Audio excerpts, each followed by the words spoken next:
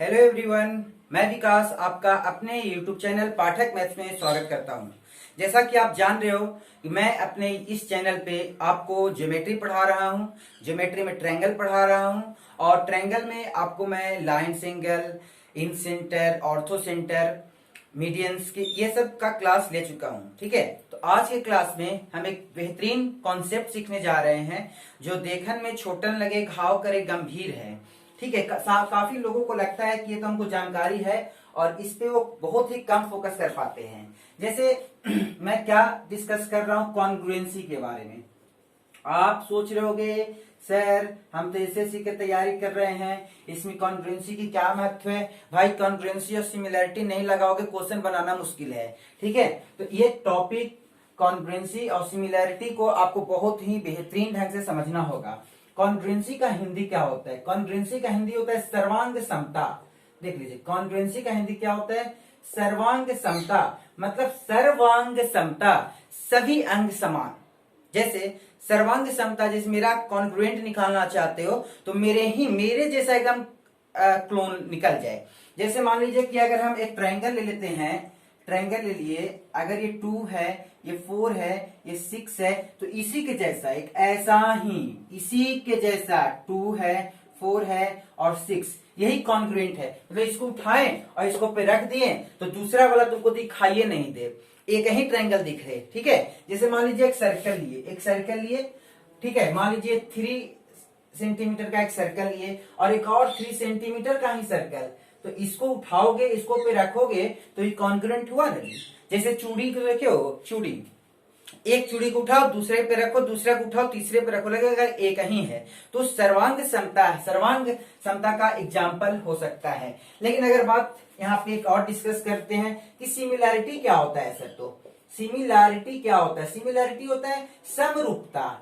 समरूपता इसका मतलब क्या है? समरूप वाला, हमारे ही जैसा एक और, जैसे मान लो ये सर्किल है, ठीक है, और ये भी एक सर्किल है, तो ये दोनों को कहेंगे सर्किल है जी। लेकिन ये दोनों सर्वांग समता नहीं है, अंग में तो समान नहीं है लेकिन एक रूप में तो है ना, तो ये बोलेंगे समरूप है। इसको क्या बोलेंगे? समरूप है। और अगर इसी के जैसा अगर 6 सेंटीमीटर का है और एक और 6 सेंटीमीटर त्रिज्या का ही एक सर्किल ले लिए, तो इसको इस पे रखेंगे तो पहले का छिप ना जाएगा, दूसरा का दिखेगा। मतलब 6 सेंटीमीटर रेडियस वाला दोनों आपस में क्या होगा? सर्वांग समता होगा। सर्वांग सम, जैसे एक हाथी ले लो, एक बड़ा हाथी को लो और उसी का छोटा बच्चा के लो, दोनों हाथी है ना जी, हाथी ही है दोनों, तो वो अगर उस हाथी का बच्चा उसका समरूप हो गया, एक ही जैसा, ठीक है, तो समरूप और कॉन्ग्रुएंसी में अंतर पहले आपको समझ में आया। ठीक है, चलिए अभी हम देखते हैं, इसी में एग्जाम्पल के रूप में लीजिएगा। तो समता एकदम बढ़िया से इन चीजों को देखिएगा, एकदम काफी आसान, बहुत ही आसान टॉपिक है, ये कॉन्सेप्ट है, लेकिन इससे क्वेश्चन पूछे भी जाते हैं और इसके बिना क्वेश्चन बनाया भी नहीं जा सकता है। तो इसी के जैसा एक ट्रायंगल ले लेते हैं, देखो ABC और BEF लिए, ठीक है। अब देख लो, एक दो गो त्रिभुज है, इसमें एक ABC है और एक BEF है। अब देखो सर्वांग समता का सिंबल बहुत लोग कंफ्यूज करते हैं यार, कि सिमिलैरिटी का सिंबल क्या होगा और सर्वांग समता कॉन्ग्रुएंसी का सिंबल क्या होगा। तो देखो दो गो बराबर का लाइन बराबर और इसके ऊपर ऐसे उड़ा दो, ठीक है, तो ये हुआ सर्वांग समता। ठीक है, कोई दिक्कत नहीं ना है, ये सर्वांग समता हुआ, सर्वांग समता का सिंबल। अगर ये दोनों त्रिभुज सर्वांगसम है, कॉन्ग्रुएंट है, तो पहला शर्त यह है कि एंगल ए जो है एंगल डी के बराबर होना चाहिए, एंगल बी जो है एंगल ई के बराबर होना चाहिए और एंगल सी जो है एंगल एफ के बराबर होना चाहिए। ये 3 एंगल बराबर होना चाहिए और साइड भी बराबर होना चाहिए। ए बी जो है बीई के बराबर होना चाहिए, ठीक है, बीई जो है ईएफ के बराबर होना चाहिए और एसी जो है बीएफ के बराबर होना चाहिए। इसका मतलब इसका 6 डायमेंशन, फर्स्ट त्रिभुज के 6 डायमेंशन दूसरे त्रिभुज के 6 डायमेंशन के बराबर होना चाहिए। ठीक है, डायमेंशन का मतलब क्या होता है? जैसे 3 एंगल हुआ, 3 साइड हुआ, तो 6 डायमेंशन हो गया इसका, और वही तीसरा एंगल 3 एंगल और 3 साइड के बराबर हो। ठीक है, इसी को लिख देते हैं। जैसे देखिए एंगल ए एंगल डी के बराबर होना चाहिए, एंगल बी एंगल सी ई के बराबर होना चाहिए, एंगल बी एंगल ई की, एंगल सी एंगल एफ के। ये इतना ही काफी नहीं है सर्वांग सम, इसके साथ ही साथ है, इसके साथ ही साथ साइड भी बराबर होना चाहिए। ए बी बराबर है डीई का, ठीक है, कोई दिक्कत। बीसी बराबर है ईएफ का और AC बराबर है डीएफ का। तो जब तीनों साइड और तीनों एंगल आपस में बराबर हो जाए, तीनों साइड और तीनों एंगल आपस में बराबर हो जाए, तो हम कहेंगे कि ये दोनों त्रिभुज सर्वांग सम है।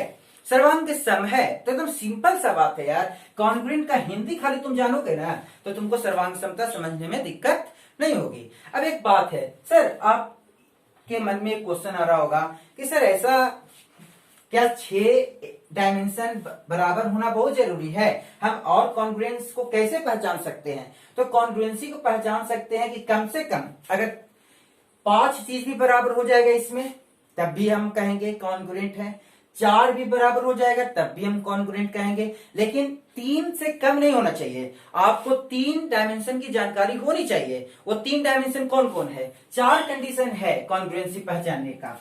कॉन्ग्रुएंसी पहचानने का 4 कंडीशन है, ये तो मन में रखिएगा। पहला कंडीशन है एस ए एस, पहला कंडीशन। दूसरा कंडीशन है आपका ए ए ए, ठीक है। तीसरा कंडीशन है आपका A S G, A S. तीसरा कंडीशन है आपका एस एस एस और चौथा कंडीशन है आर एच एस, ठीक है, राइट हाइपोटेन्यूस साइड। ये 4 कंडीशन आपको रखना पड़ेगा और ये चारों कंडीशन का मैं डिस्कस करूंगा, ठीक है। सर्वांग समता, ये लॉजिक बेसिक कॉन्सेप्ट आपको समझ में आ गया। चलिए आगे बढ़ते हैं हम लोग। तो मैं आपको क्या बताया कि आपको 4 कंडीशन याद रखना है कॉन्ग्रुएंसी के रिगार्डिंग। तो हम लोग पहला डिस्कस करते हैं, एस ए एस। इसका मतलब क्या हुआ? साइड एंगल साइड, ठीक है। साइड का मतलब क्या होता है हिंदी? भुजा, कोण, एंगल का हिंदी कोण, फिर साइड का हिंदी भुजा, ठीक है। तो एस ए एस प्रॉपर्टी को आपको जानना है। देखिएगा एस ए एस प्रॉपर्टी क्या होता है, आपको नाम में पता चलेगा। एस ए एस प्रॉपर्टी सीखने में ज्यादा दिक्कत होगी नहीं। देखो साइड एंगल साइड मतलब 2 साइड के बीच में एक एंगल का होना जरूरी है। ये एंगल कहाँ होगा? साइडवा के बीच में, 2 साइड के बीच में। देखिए कैसे, देखिए एक त्रिभुज है, मान लिए एबीसी, दिख रहा है, कोई दिक्कत नहीं है, दिख रहा है ना। और एक ऐसा डीईएफ, समझिएगा इन चीजों को, डीईएफ। अगर हम कह दें कि एंगल ए जो है एंगल डी के बराबर है, ठीक है, पहला एंगल ए जो है या एंगल ए जो है डी के बराबर, चलिए ठीक है, कोई दिक्कत नहीं है। या पहले एंगल को हटा दीजिए, हम ए से एस डायरेक्ट पहले आपको समझाते हैं। कह दिए कि ए जो है ए बी जो है डीई के बराबर है, मतलब साइड ए बी, भुजा ए बी पहले त्रिभुज के एक साइड दूसरे त्रिभुज के एक साइड के बराबर है, और AC जो है DF के बराबर है, मतलब दूसरा साइड इसके बराबर है, ठीक है। AC जो है DF के बराबर है। तो देखो एक साइड, 2 साइड, 2 साइड, A से S लगाने के लिए तो दोनों साइड के बीच वाला एंगल बराबर होना चाहिए। अच्छा, एक दोनों साइड के बीच में एंगल ये है क्या? नहीं ना, बिल्कुल नहीं। ये दोनों साइड के बीच में एंगल ये है, ये देख लीजिए आप, ठीक है। तो ये एंगल इसके बराबर होना चाहिए। ये नहीं कि ये वाली एंगल इसके बराबर हो जाए तो कह देंगे ए से एस, नहीं। या फिर सी जो है एफ के बराबर हो, ये भी नहीं। आपको 2 साइड के बीच का एंगल, 2 साइड के बीच का एंगल ही आपस में बराबर होना चाहिए, तभी आप कहोगे कि एस ए एस प्रॉपर्टी आप लागू कर सकते हो, ठीक है, कोई दिक्कत नहीं ना। चलिए आगे बढ़ते हैं हम लोग। तो आपने देखा ए से एस प्रॉपर्टी कैसे लागू होता है। तो आपका एक प्रश्न ये भी होगा कि सर एक ले लेते हैं, एक त्रिभुज ये ले लेते हैं एबीसी, ठीक है, और एक ले लेते हैं डीईएफ, कोई परेशानी की बात है नहीं, डीईएफ ले लिए। तो कहेंगे कि अगर मान लीजिए कि ये 6 है, ठीक है, और ये 8 है, और ये एंगल अगर ये कह देंगे 6 है, ये कह देंगे 8 है, और ये एंगल, ये दोनों एंगल बराबर हो, ये दोनों साइड आपस में बराबर हो, तो बताइए सर ये जो है कॉन्ग्रुएंट होगा कि नहीं होगा? बिल्कुल नहीं होगा। ये दोनों के साइड ये वाली एंगल बराबर होना चाहिए, तब आप इस प्रॉपर्टी को लगाओगे। इसको और समझने के लिए थोड़ा एक और फिगर समझा रहे हैं, देखिएगा। पहला फिगर दूसरे फिगर पे आ जाना चाहिए। मान लीजिए बनाए हम, देखिए कैसे बना दिए। अगर ये 6 है और यहाँ पे 30 डिग्री है, ठीक है, और ये 4 है मान लीजिए, ठीक है, 6 4। अब इसी प्रकार से एक और फिगर हम बना देते हैं। अगर ये 6 है और ये 30 डिग्री है, तो ये 4 जो हम डायमेंशन लिए, तो ये 4 को तो हम इधर भी ले सकते हैं, ठीक है। देखो दो एंगल बाहर है, ये एंगल बाहर है, ठीक है, लेकिन हम साइड में बता रहे हैं कि ये दोनों 6 है, ये 4 है। हम ये बता रहे हैं कि एंगल जो है इसी के बीच में रहना चाहिए, 30 तो बाहर रहना ही नहीं चाहिए। मैं बता रहा हूं ए से इस प्रॉपर्टी के बारे में कि दो साइड के बीच में ही ये होना चाहिए, दो साइड के बीच में ही एंगल का होना बहुत ही जरूरी है। अगर ये 6 है 4 है, तो आप तो यही देख करके कहोगे कि सर ये तो ऐसे भी आपका कॉन्ग्रुएंट नहीं हो रहा है। अगर यहां भी 4 ले लिए, ठीक है, ये 6 है, ये 4 है, ये 30 है, ये 6 है, ये 4 है, 30 है। अब बताओ इसको उठा करके आप यहां रख सकते हो? बिल्कुल नहीं रख सकते हो। तो ये एंगल अच्छा ये मान लीजिए 70 डिग्री है, तो इसको 70 डिग्री लाने के लिए यहां पे थोड़ा सा इसको फिगर को ऐसे ही ना करोगे जी, 70 डिग्री हो जाएगा। कोसाइन रूल से 70 निकाल भी सकते हो। तो देखो ये 6 है, ये 4 है, और ये 70 है, और ये 6 है, ये 4 है, और ये 70 है। तो दो साइड के बीच में एंगल का होना बहुत ही जरूरी है। ये नहीं कि इसके बाहर रह जाए तो कॉन्ग्रुएंट नहीं होंगे। एकदम सिंपल सा लॉजिक है कि ये ट्रायंगल और ये ट्रायंगल कॉन्ग्रुएंट कब होंगे? जब ए से एस प्रॉपर्टी लगाएंगे तो दो साइड, जैसे मान लीजिए ये साइड और ये साइड, ये साइड और ये साइड बराबर है, तो ये एंगल बराबर होना चाहिए, ठीक है। अगर ये 6 है और ये 4 है और ये 30 है होना है, तो अगर ये भी 6 है, ये 4 है और ये भी 30 होगा, तब ना कहोगे कि फिगर को उठा के दूसरा का फिगर पे रख देंगे तो पहला गायब हो जाएगा, तब आप कहोगे कि ये क्या है? कॉन्ग्रुएंट है। दूसरा समझिएगा, दोनों त्रिभुज जो है सीडीएस में ऐसा क्वेश्चन पूछा है, एबीसी है और ये डीईएफ है, कहेगा कि कौन सा इसको सिमिलर कॉन्ग्रुएंट करने के लिए सही है। मान लीजिए आपको कह देगा कि ए बी बराबर है डीई का, बीसी बराबर है ईएफ का, ठीक है, और कह देगा एंगल सी जो है एंगल एफ के बराबर है। दूसरा कंडीशन, ए बी बराबर है डीई का, और फिर कहेंगे ए बी बराबर डीई का, ए सी जो है बराबर है डीएफ का, और कह देगा कि एंगल सी जो है एंगल एफ के बराबर है। तीसरा है, कहेगा कि ए बी बराबर है डीई का, ए सी बराबर है डीएफ का, और एंगल ए जो है बराबर है एंगल डी का। अब कहेगा कौन सा कंडीशन से ये दोनों त्रिभुज कॉन्ग्रुएंट होगा। तो आपको समझना होगा यार कि अगर ये वाली देखते हैं कि ए बी बराबर है डीई का, बीसी बराबर है ईएफ का, मतलब ये साइड इसके बराबर, ये साइड इसके बराबर, तो इसका ये एंगल बराबर होना जरूरी है, इसमें नहीं ना है, तो ये कॉन्ग्रुएंट नहीं हुआ, ठीक है। कोरेस्पोंडिंग एंगल इस दोनों के बीच में, ये दोनों के बीच में एंगल जो होगा वो बराबर होना चाहिए। अच्छा दूसरा कंडीशन देख लेते हैं, ए बी बराबर है डी का, मतलब ये इसके बराबर है, चलिए ए सी बराबर है डीएफ का, ठीक है, तो इसका मतलब ये एंगल बराबर होना चाहिए, तो ये एंगल बराबर नहीं है।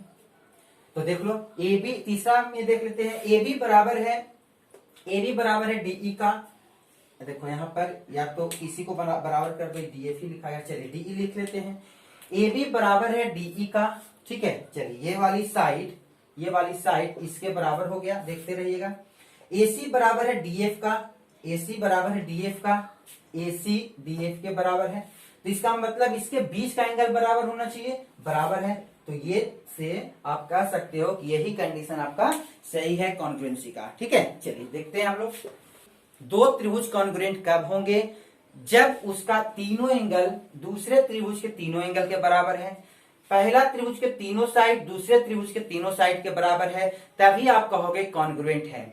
कॉन्ग्रुएंट कहने का पहला शर्त जो आपको मैं बताया, एस प्रॉपर्टी बताया, मतलब दो साइड के बीच में एक एंगल का होना जरूरी है। दो साइड के बीच में एक एंगल का होना जरूरी है, ये एकदम दिमाग में आपको रखना है। देखो यार, मैं ये चीज आपको कॉन्ग्रुएंसी 10 मिनट में पढ़ा सकता हूं, ठीक है, लेकिन कॉन्ग्रुएंसी को समझना अति जरूरी है, बहुत इंपॉर्टेंट है। इस चीज को समझने के लिए एकदम जड़ से समझना होगा कॉन्ग्रुएंसी और सिमिलैरिटी को।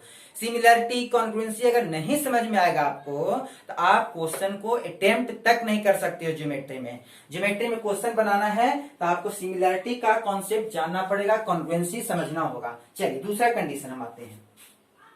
दूसरा कंडीशन है एएएस को समझना है, ठीक है। तो अगर दो एंगल और एक साइड भी बराबर होगा ना, तब भी हम कहेंगे कॉन्ग्रुएंस है, कॉन्ग्रुएंट है। जैसे देखिए एबीसी ले लिए, एबीसी ध्यान दीजिएगा, और दूसरा ले लिए डीईएफ, डीईएफ ले लिए। तो पहला त्रिभुज का एक एंगल, मान लीजिए ये एंगल ए डी के बराबर है, लिख देते हैं। एंगल ए जो है एंगल डी के बराबर है, एंगल बी जो है एंगल ई के बराबर है, एंगल बी एंगल ई के बराबर है। समझ पा रहे हो आप लोग? चलिए ठीक है, बहुत अच्छा। और कह देंगे कि ए बी जो है डीई के बराबर है। तो देखो दो एंगल और एक साइड बराबर है, दो एंगल और एक साइड बराबर है दोनों त्रिभुज में, तो कहेंगे कि एएएस प्रॉपर्टी से कॉन्ग्रुएंस हुआ। अच्छा सर एक बात और, कि अगर ए बी बराबर डीई ना कह के हम कह देते हैं बीसी बराबर है ईएफ का, तो क्या ये कॉन्ग्रुएंट होगा? तब भी ये कॉन्ग्रुएंट होगा। कोई भी साइड आपको बराबर हो जाना चाहिए, दो एंगल और कोई भी साइड आपको बराबर हो जाएगा, हम कहेंगे कि एएएस प्रॉपर्टी से ये कॉन्ग्रुएंट है। इसमें जरूरी नहीं है कि एंगल के बीच में ही साइड होना, बहुत जरूरी नहीं है, ठीक है। कोई भी साइड आप कर दोगे तो आप एएएस प्रॉपर्टी से कहोगे कि ये कॉन्ग्रुएंट है। ये बात बिल्कुल समझ में आ गया होगा। तो अभी दो कंडीशन आपको मैं डिस्कस कर दिया। नेक्स्ट वीडियो में मैं आपको डिस्कस करूंगा तीसरा और चौथा, कि साइड साइड साइड। अब आप समझ में आ गया होगा कि सर साइड साइड साइड से कॉन्ग्रुएंट कैसे बताने वाले हैं। लेकिन इसमें एक बहुत ही इंपॉर्टेंट कॉन्सेप्ट आपको नेक्स्ट वीडियो में सीखने को मिलेगा, वो होगा आरएचएस, ठीक है। तो अभी तो आज के वीडियो में मैं आपको कॉन्ग्रुएंट का एक सिंपल सा लॉजिक बताया, सिमिलैरिटी के बारे में बताया कि सिमिलर क्या है, एक जैसा दिखना, कॉन्ग्रुएंट क्या है कि एक जैसा दिखना तो है ही, जैसे कि एक दूसरा पे आ जाए, हर एक अंग बराबर हो जाए, हर एक डायमेंशन उसका बराबर हो, तब उसको कहेंगे सर्वांग सम। देखो यार फिर से ध्यान दो, दो बातें आपको बताया, एक बताया सर्वांग सम, दूसरा बताया सिमिलैरिटी, ठीक है। सर्वांग सम का सिंबल याद रखना ध्यान से, सर्वांग सम का डिफिनेशन मन में रखना, और कंडीशन क्या क्या है कि एंगल और साइड आपस में दो त्रिभुज है, इसका एंगल दूसरे त्रिभुज के सभी एंगल के बराबर हो, इसका सभी साइड दूसरे त्रिभुज के सभी साइड के बराबर हो, ठीक है। सर्वांगसम होने के लिए चार शर्त है, चार शर्त में दो का डिस्कस कर दिया हूं इस क्लास में। पहला था एस, दूसरा है एएएस, तीसरा है एसएसएस, चौथा है आरएचएस। नेक्स्ट वीडियो में हम एसएसएस और आरएचएस के बाद सिमिलैरिटी का लेक्चर भी लेंगे, सिमिलैरिटी भी नेक्स्ट वीडियो में शुरुआत कर देंगे। तो आप हमें बने रहिए, और इस वीडियो को देखने के पहले अगर आपको नहीं समझ में आ रहा होगा तो पीछे का सभी वीडियो देखते रहिए, हर एक चीज जुड़ा हुआ है, एकदम सर्कल चल रहा है, ठीक है। और मेरे इस वीडियो को शेयर कीजिए, आपको अगर अच्छा लग रहा होगा, लाइक कीजिए, कमेंट कीजिए, सब्सक्राइब कीजिए, बेल आइकन को प्रेस कीजिए। जय हिंद, जय भारत।